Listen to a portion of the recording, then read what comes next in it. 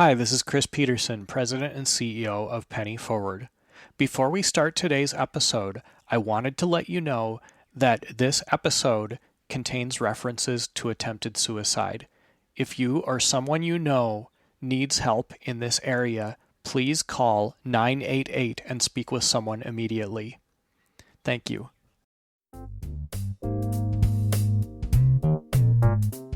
This is the Penny Forward Podcast, a show about blind people building bright futures one penny at a time. I'm Chris Peterson. I'm Liz Botner. I'm Mo Carpenter. And we're glad to have Liz back this week. And today, we are going to be talking with Zach Tidwell.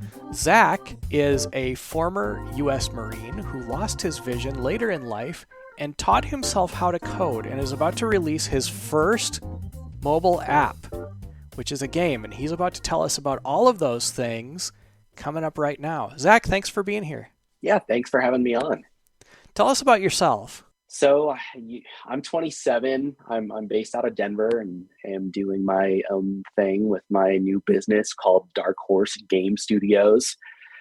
Like you said, I was in the Marines for 4 years, and it's now been 4 years since I lost my sight. I was struggling with depression after I got out of the Marines, just from some personal stuff that I went through and a bad combination of head injuries, and got to the point where I didn't feel like I wanted to be here anymore. So I shot myself 4 years ago, and now I'm totally blind. And after I regained some independence and learned how to use screen reading software, I found out how many things are inaccessible. And a couple of years later, we've now come to where I am now, trying to make accessible apps for our community.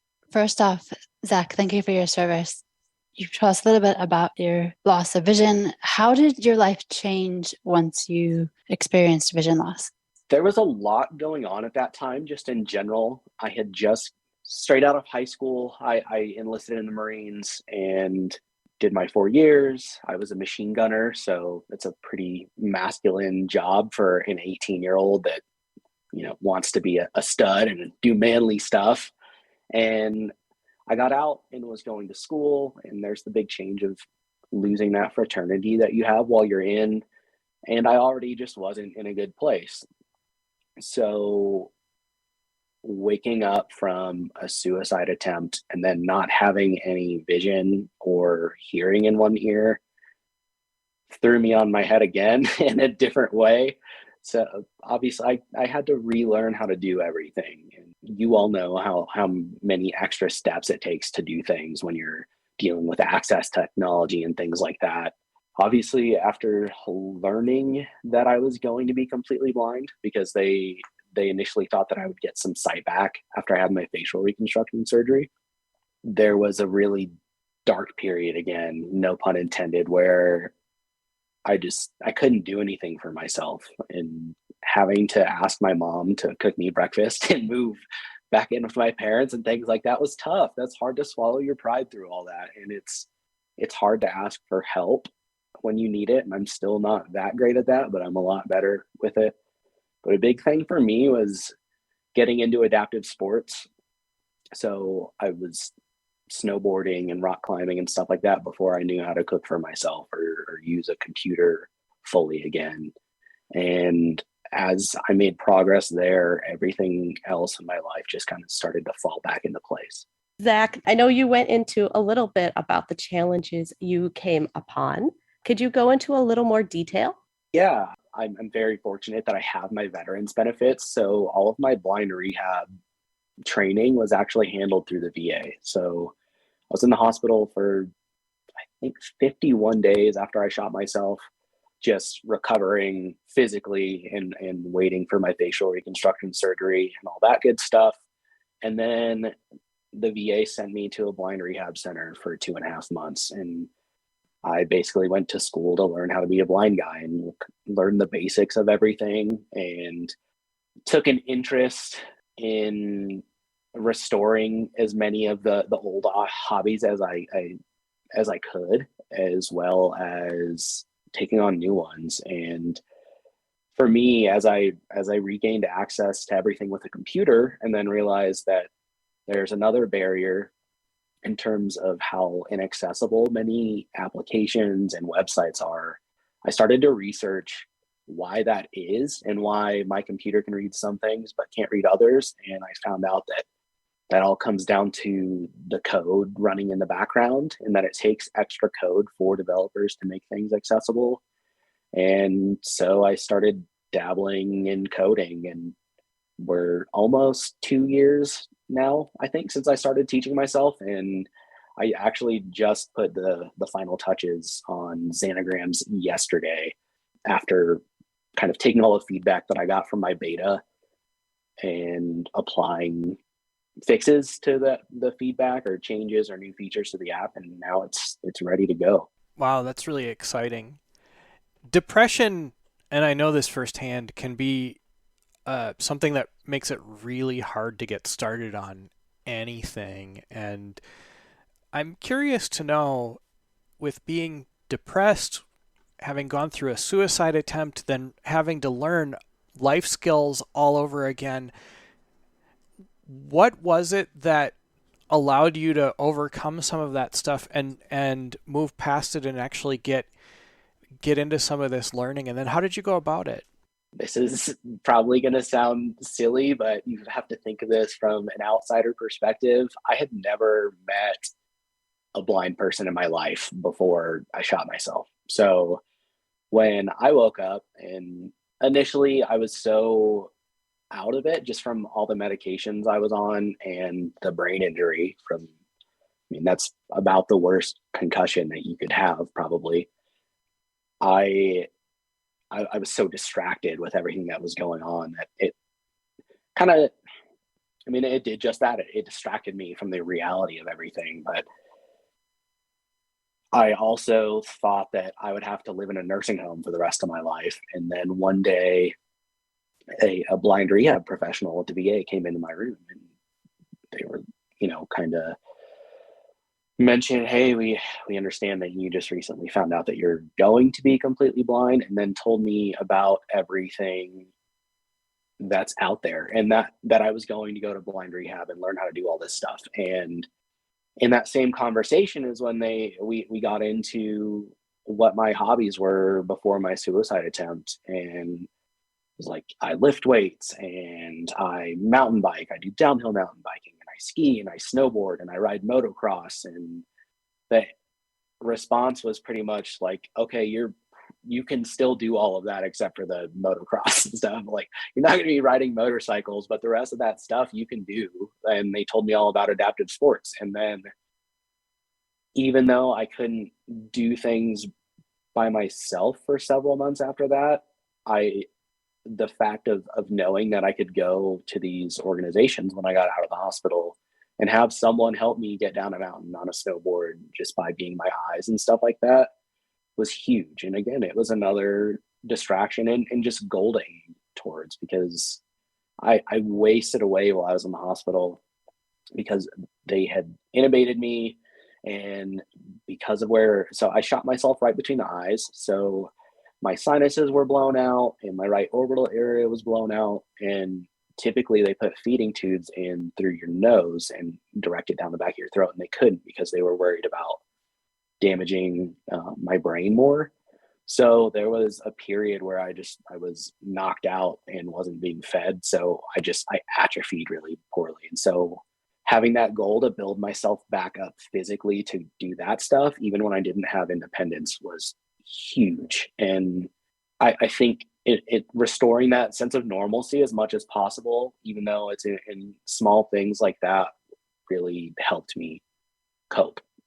My family was incredible throughout all that. So my parents were up at the hospital with me all day, every day, kind of taking shifts for the first little while I was getting stable and stuff again. And I just wanted to throw that out there because that was huge for me. First off, snowboarding is awesome. I happen to enjoy that myself.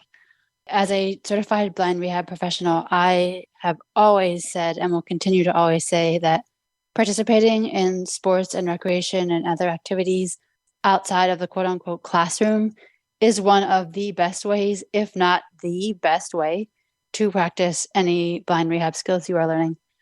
And you talked previously about some of the challenges that you had and how you overcame them.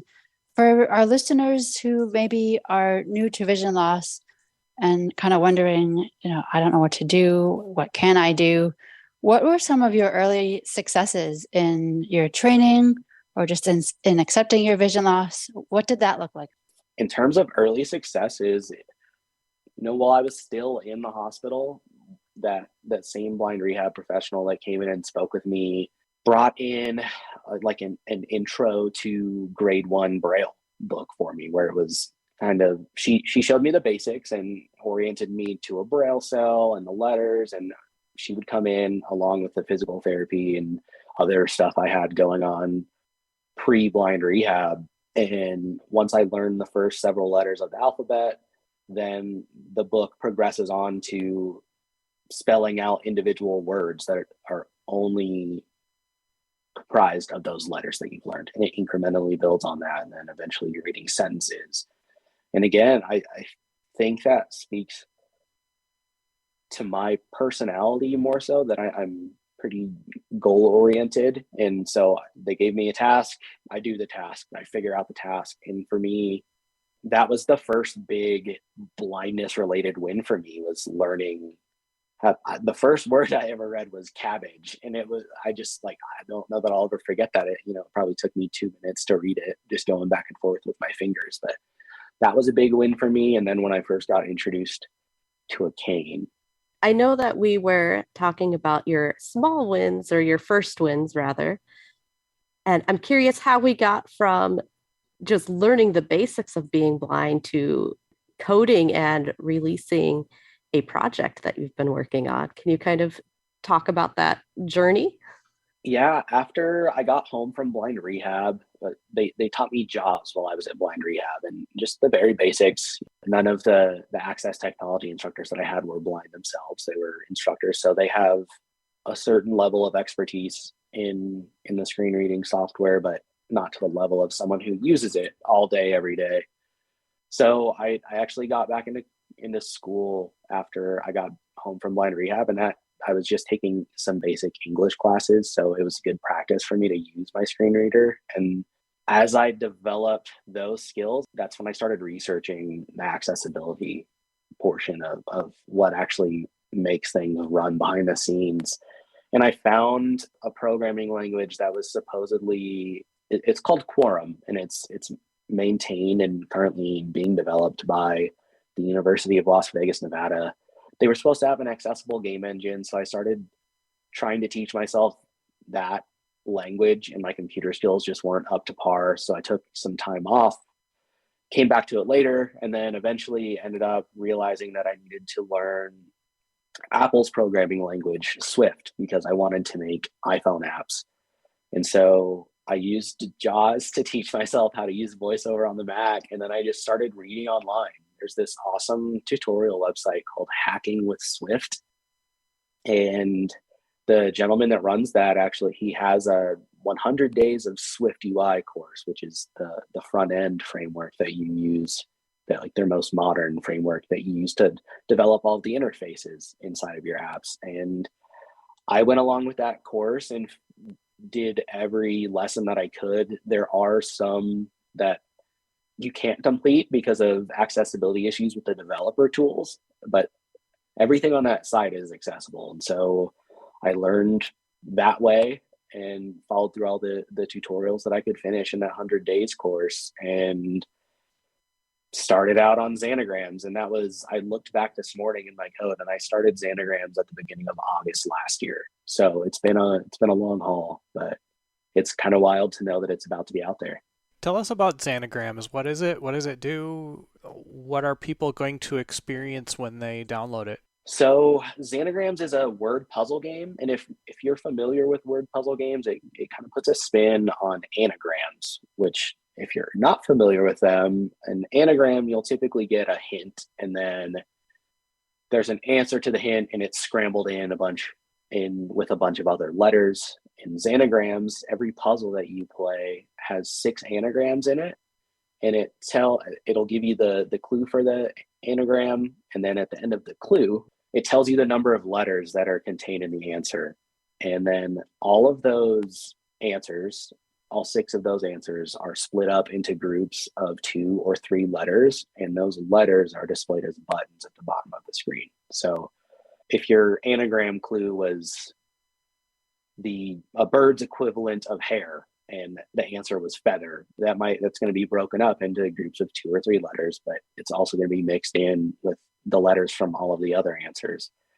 And to try and spell out any of the answers to the anagrams, you just tap on a button and it adds it to your current spelling. And if you successfully spell one of the answers, the game automatically detects that, will let you know that you've solved that anagram, and then all of the buttons associated with that answer will disappear. So you can use the process of elimination to work through some of the harder puzzles. And I think it gives a really unique spin to what's been a classic style of word game. That's awesome. After you release Zanagrams, what's next up for you in terms of projects?